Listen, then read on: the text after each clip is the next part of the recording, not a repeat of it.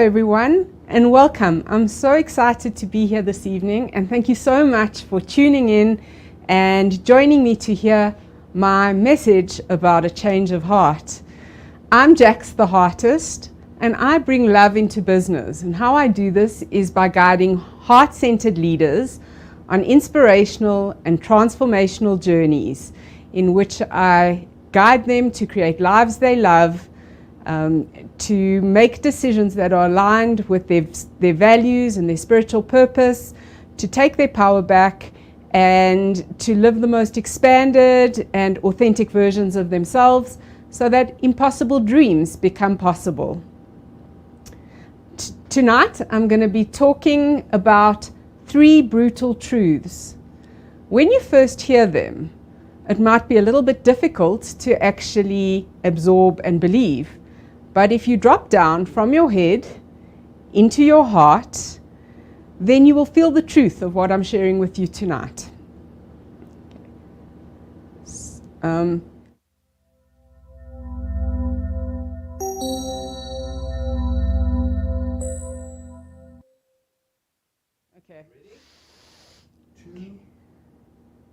Okay, don't go away and stay tuned in until the end, because there I'll be sharing with you 3 steps that you can take to bring about a change of heart. So now I'm going to share the first brutal truth. Number 1, the heart of the world is broken. Okay, why do I say that? I went looking into the statistics and I was quite astounded and a little bit concerned when I actually saw the size of the problem. I knew there was a problem. I didn't know how big it actually was. So the first statistic I'm going to share with you is that heart disease is actually the number 1 cause of death globally around the world. The second statistic, loneliness is an epidemic. Okay, over 80% of millennials at some point say they suffer from loneliness.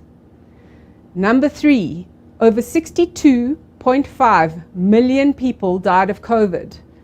Now, 9 members of their family or friends were actually impacted by the death of those people. And we have such a huge amount of unprocessed grief that is still affecting those people. Okay. Number 4 is poverty. People are struggling financially at the moment. It causes such huge stress and worry and concern. It actually creates depression, anxiety, sleeplessness when people don't know how they're actually going to feed their families, and they're stressing how they're going to pay their bills at the end of the month. Poverty is a massive problem at the moment. And lastly, our love relationships are not working. If you look at the divorce statistic, over 44% of marriages end in divorce.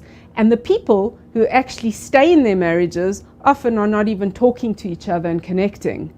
All of these things talk to a real problem at a heart level. Okay, so brutal truth number 2. Okay, our systems are breaking down, our dreams have been stolen, and we're living in a pressure cooker. Okay, small businesses shut down during COVID. Service providers have become erratic if they actually respond at all, just because of the pressure. We have load shedding, we have water shortages, we have traffic, we have all of these pressures happening all at the same time. It's a pressure cooker, and our minds are being blown. How this is translating is into anxiety, depression, and the ultimate thing that a lot of people are actually struggling with is sleeplessness. They're not able to sleep at night. So that's brutal truth number 2. Okay. Brutal truth number 3. Okay. What we're doing is not working in terms of dealing with change. Something needs to change, but what we're doing is not working. So how are we actually responding to change? We are adapting to change with a couple of coping mechanisms. The first one is some people, there's some people who adapt and they thrive in the face of change. But many people avoid change. They stick their head in the sand and bury it to pretend like nothing's actually changed. Okay, Other ways that avoidance happens is through spiritual bypassing and toxic positivity. Okay. Then there's resistance. There are those people, now that COVID's not such a big threat or risk anymore, that are saying, when are things going to go back to normal? They're not going back to normal anytime soon. So resistance is another form of it's a defense mechanism. The third form of defense mechanism that we use to deal with change is coping. Now, coping actually on the surface looks like a good thing because we look strong, we look resilient, we're gritty, and we make lemonade out of lemons, sorry guys. We get the job done and do what has to be done. We use our problem-solving skills. The problem with coping is that, one, it releases huge cocktails of neurochemicals into our bodies, okay, which eventually, if it builds up over time, starts flooding our nervous system. And the second problem is that over time, it's not a long-term sustainable solution. So what happens is we're always on. And our parasympathetic nervous system cannot switch off.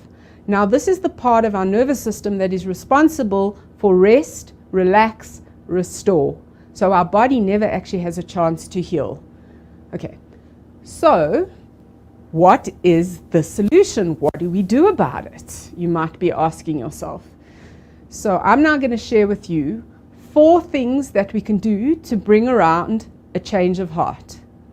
The first thing we have to understand is that the heart is housed in the body. And so we need to start becoming much more aware of our bodies and tuning into them. We need to start taking care of them and healing some of unprocessed trauma that hasn't been resolved, that keeps us in a fight, flight, or freeze response. The next thing we need to do is to come back into balance, okay, and we need to be much more sensitive to what's happening in our physical bodies. So it's heal yourself is step number 1. Step number 2 is we need to listen to our hearts. How do we listen to our hearts? Is we have to make time and space to be still. The heart vibrates at a much lower frequency than the head. So to hear your heart, you actually need to slow down and tune in to hear what it's actually saying to you. When we listen to our hearts, we're more connected to our intuition, and we're more connected to that little voice in the back of our minds. The next step that we need to take is we need to open our hearts. And how do we do that? Is by recognizing that we need to drop some of our heart walls and some of our defense mechanisms and some of our coping mechanisms, so that we can make ourselves more vulnerable and more open to connecting with other people. It brings about things like compassion and empathy and kindness and care. We need this so much more in our workplaces these days. Okay, and the last step is to follow your heart. So it starts with an impossible dream. I have an impossible dream, and that is to see a much more wholehearted world. I would like to see that every belly is full, every heart knows joy and love. We have more kindness and compassion towards one another. This is my impossible dream, and I'm hoping that my impossible dream is going to inspire you to dream. Okay. Thank you so much for tuning in this evening with me to hear my message about changing our hearts. And I really appreciate your time and your attention, and it's been such a pleasure and a joy for me to share this time with you. Thank you.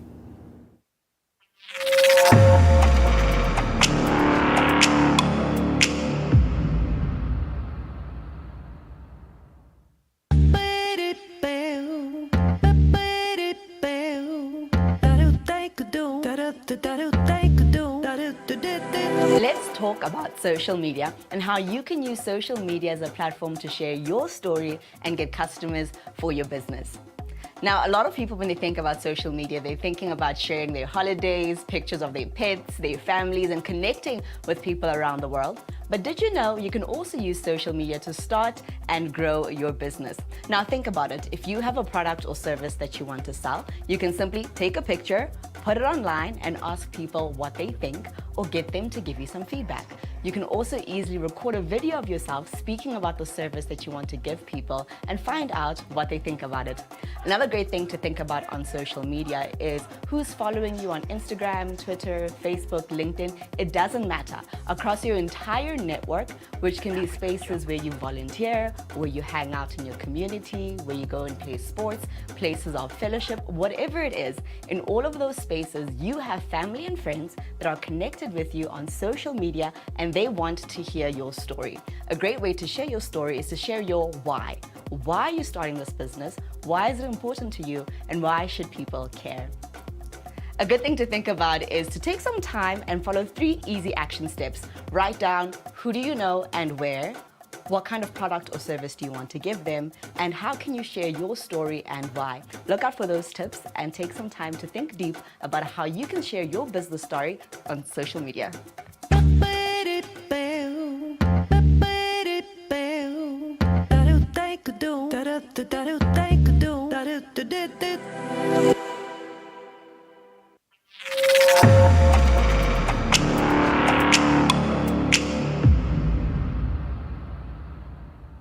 HybriCON 2022. Thank you so very, very much for joining and listening to Jaxtheartist. I'm on the long shot at the moment. Jax, thank you. That was lovely, and it all happened a little bit quick, and we turned around, and here we are. Everything's shaken, but I love what you were talking about.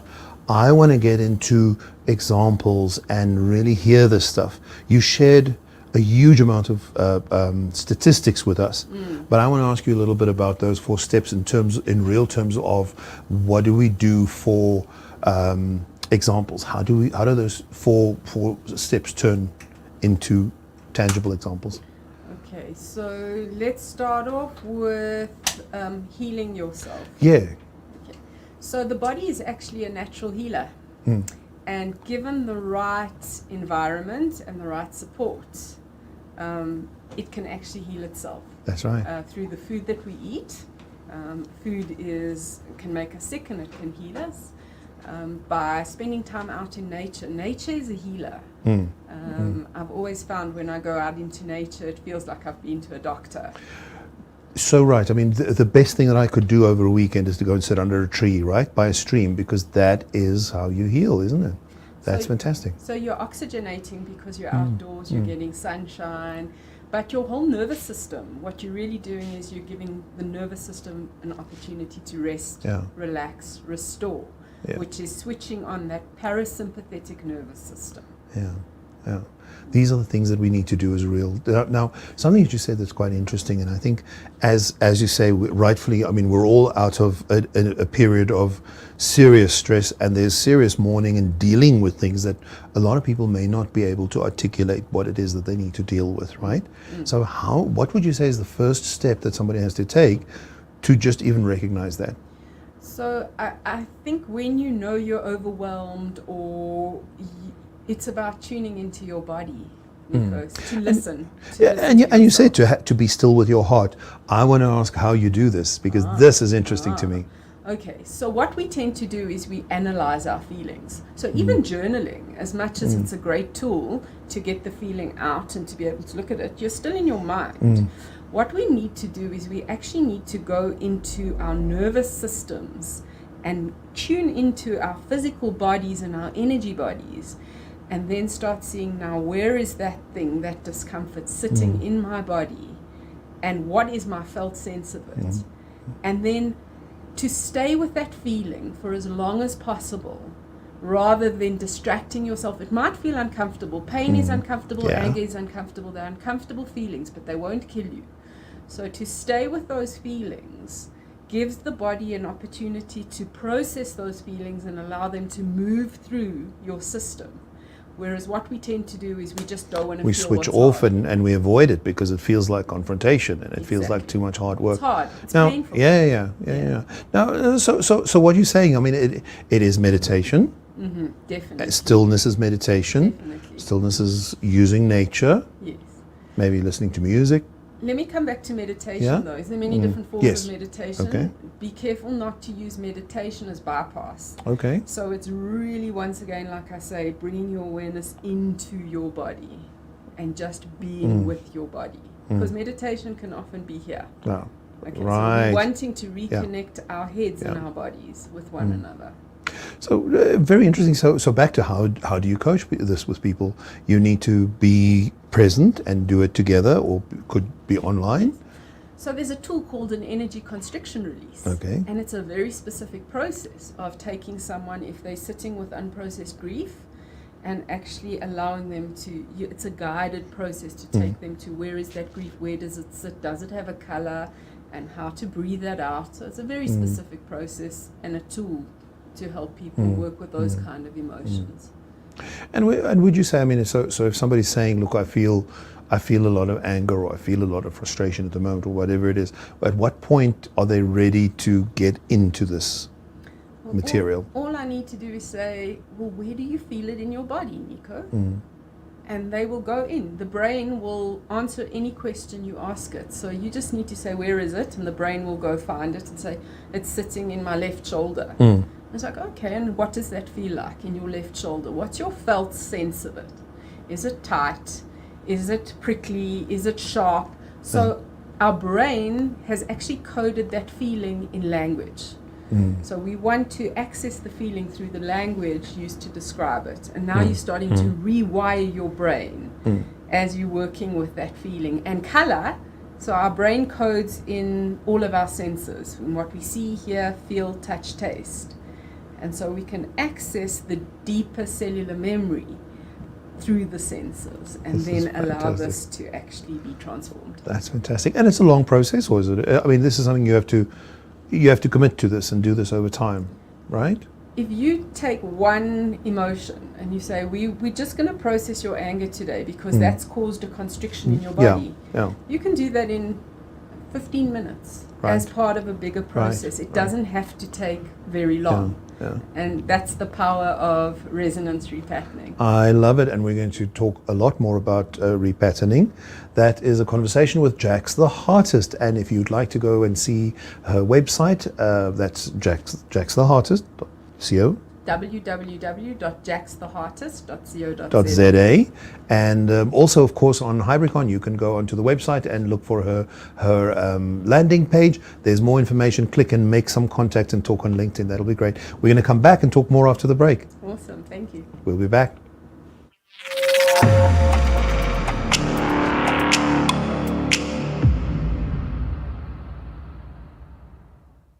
You've had a bad day.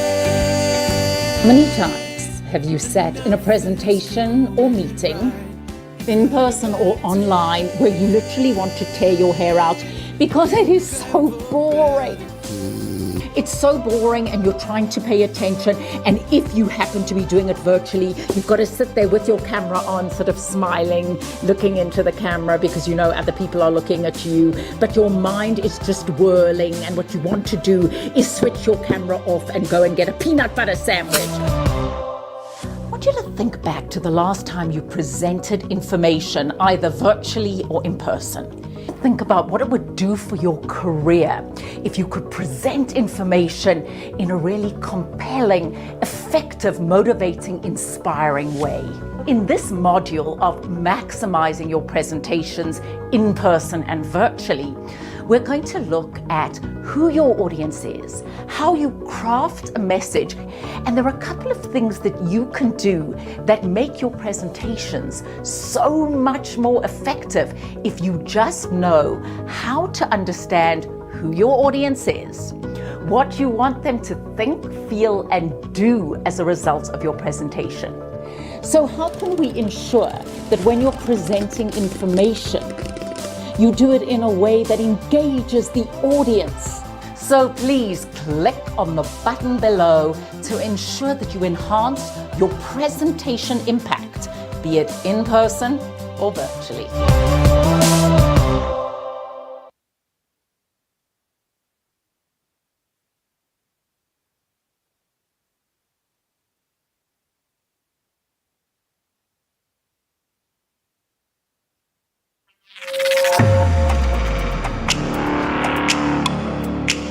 It's HybriCON 2022 and we're talking to Jaxtheartist about heart matters.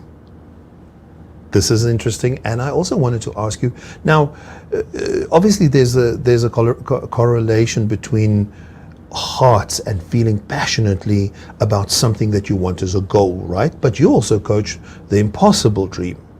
How do you put that together? Let's hear about this. Okay, so I'll apply it in my own life because there were so many things that I wanted to do, always, like write a book and put my programs together and sell my artwork. And I just kept on tripping myself up. These were all my impossible dreams, and I just couldn't make traction.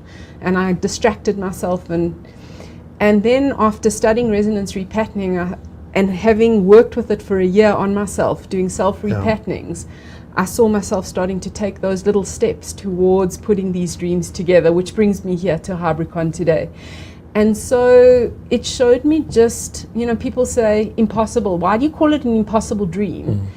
And I call it impossible because with resonance repatterning, what is or seems to appear to be impossible is actually possible. Can be achieved. It can be achieved. Yeah, I love that, and I think that's because if you think about it, I mean, it's so much in little things that we say. I've become more aware of saying not if this happens, I'm going to, when this happens, because you really are manifesting in a way that is vibrationally right. I mean, this really rings for me. I mean, I like what you're talking about. It makes sense to me because it becomes a way that one not only shows up, but it's in your language, it's in your thinking, it's deeper in the DNA. Absolutely. So let me give you an example. Okay. If I have a thought and I'm resonating with it that says I am not worthy, okay, and I'm resonating with that, how am I ever going to succeed if I'm not resonating at an energetic level with success? There already, I've got an obstacle or a roadblock that's going to keep tripping me up. I also want to make a comment on society. I think I've been startled in last month, Women's Month, and people talking about imposter syndrome. And I was going, isn't it interesting that there's almost a societal awareness of imposter syndrome, where many people may have gone, I didn't know it existed until this moment. It's almost like when people come for a camera audition or something and they go and somebody says, are you nervous you're going to be on camera? And you go, I wasn't until now, but now I am. I hear you. I wonder if that's not also, to do with that vibrational energy of going, sometimes you happily vibrating along and you're not aware of this stuff until somebody trips you over. Well, that's exactly. Now, limiting belief has actually been triggered. I mean, I could do a whole talk on imposter syndrome, and I've put a course together around mastering self-doubt, which is the multiple forms of imposter syndrome or self-doubt. Imposter syndrome is one of the expressions. But it's the masks we wear, and it's the overcompensations in our behavior that we actually are hiding who we really are. Because in the moment of the trauma, we became disconnected. And then we picked up this compensation. It is so interesting that you keep coming back also to some previous trauma that may not even be one's own, you said. That also fascinates me. So this is fascinating. So remember that we are the egg and the sperm, and we carry our generational patterns in our epigenetics of our father and our mother, and we bring this into the world. That's one lot of stuff we carry. Second lot of stuff, as you get born, whatever the circumstances at the time is going to influence how you experience the world. That sets up your belief systems right up front. Wow. People say to me, I can't believe how much that experience has actually shaped and informed my entire life. Then there's shocks and accidents and things that happen, the general life that happens to us. Yes. So it's almost kind of just a third of what it is, the makeup is your own. Exactly. That is so incredible. Exactly. That's so incredible. So this is what we don't understand, is just how susceptible we are to all of these little traumas, and that we're carrying that so unconsciously and innocently. Somebody says something, and your spouse or your business partner says something, and you react. And that may be the trigger. Okay. But they're actually your father.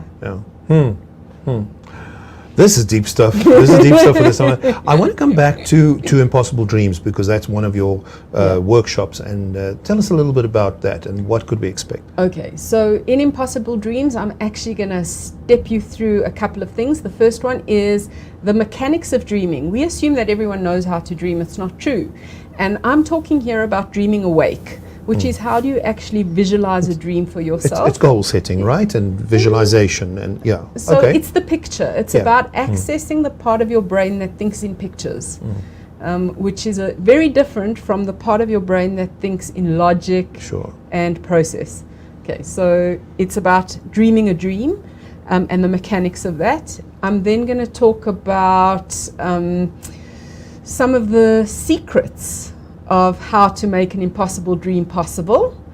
And lastly, I'm going to cover some of the dream killers that you need to watch out for that are going to trip you up along the way. I saw that in the blurb, and those are all secrets. You're going to have to watch the show to do that. All right. So that is Jaxtheartist. Thank you so very much for doing this.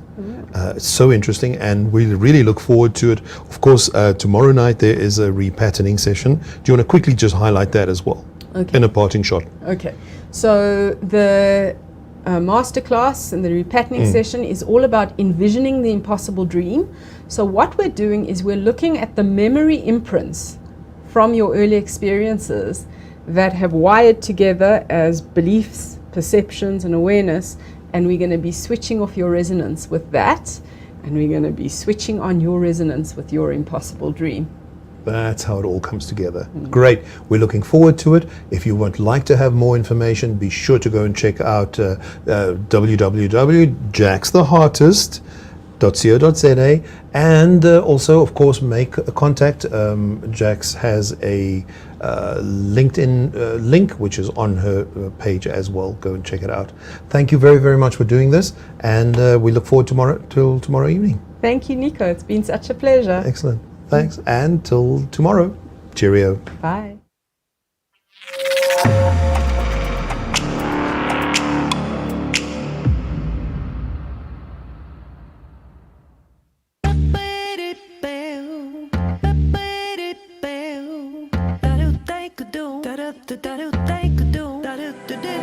Let's talk about testing your product. Think about that one thing.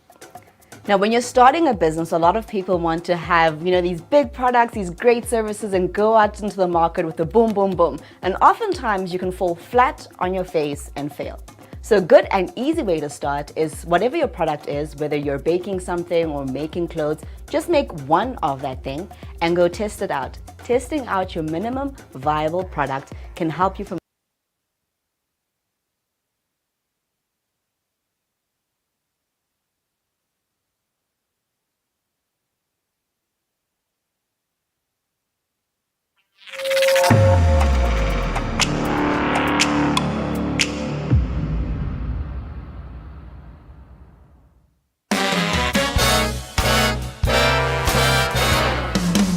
Welcome to High Noon Live on LinkedIn. I'm Nikki Robotham, talking about the power of being still human. I'll introduce my guest, Brad Shawkins, shortly, but really what I wanted to just preface and frame before we get into the conversation is that concept of power. So many people, as I've often spoken about on these shows, actually confuse power and force. Force is that crass sort of energy that requires a counterforce. It asks us to really step in and really react to something. Whereas if we really start to own our power and show up with a sense of power for the greatest good, it's magnetic. It moves things without moving, similar to gravity. And I love that quote by Anne Lamott about the lighthouse. A lighthouse doesn't run all over the island looking for boats to save. It just stands there shining. And that's that magnetic energy that I want to bring into this conversation, because we're all human at the core. We really, if we're owning our power, we really have to show up and inspire others to really be the lighthouse in our own lives and really own that power, specifically as leaders. But there's someone I know who knows more about this than anyone else, and that's really Brad Shawkins, who's in studio with me today. Welcome, Brad. So good to have you here. Great to be here. Thanks for having me. It's an absolute pleasure. And so I know as CEO of Still Human, you really do so much work across the board. And so I'm going to ask you to really give a little bit of an insight in terms of what Still Human's about, the work that you're currently doing, and really why it's so relevant for the times, the turbulent times we find ourselves in right now. Turbulence. So Still Human is a workplace advisory, and we specialize in helping organizations understand how to be awesome places for human beings to be in a world that's gone digital crazy. And so we specialize in 5 areas of primary business engagement: leadership, innovation, organizational culture, strategy, and employee experience. And I highlight those 5 because often they get engaged in kind of silos, but they're not siloed at all.